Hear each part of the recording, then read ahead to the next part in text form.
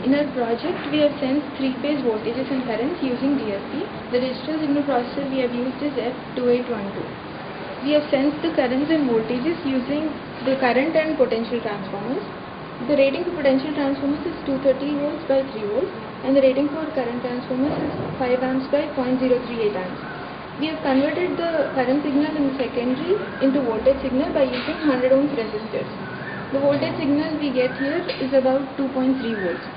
The load we have used in order to sense the current is the lamp load. We have used 4 bulbs, each of 200 watts in each phase. Now the currents and voltages sensed are sent to the PCB. We have designed this PCB in order to sense all the 6 signals at the same time. Each circuit has a potential divider that converts any input signal into 1/3 its value.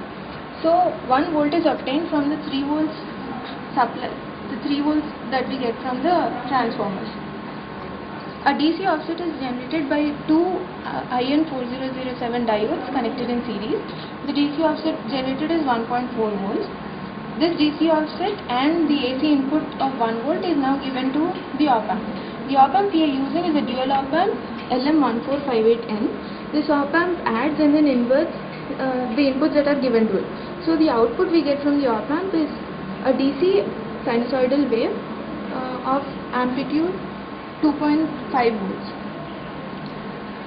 The op-amp needs DC supply of plus 12 and minus 12 volts. These supplies we are giving from the regulated DC supply. The outputs of all the 6 op-amps used in the circuit are now given to the DSP. We are giving these outputs as inputs to the analog pins of ADC of the DSP. Now the DSP, we are interfacing with the Code Composer Studio, in which we can see the waveforms of the signals sensed in its virtual scope.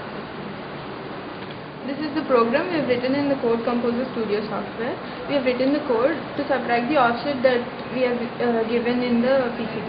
We have rebuilt the program and obtained no errors and no warnings. So now we are connecting the DSP to the program.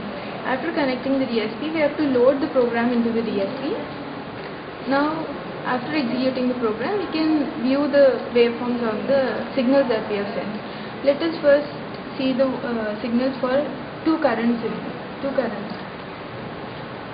These are the waveforms for currents in 2 phases. We can also see the 120-degree phase shift between the 2 phases. In the same way, let us see the waveforms for voltages.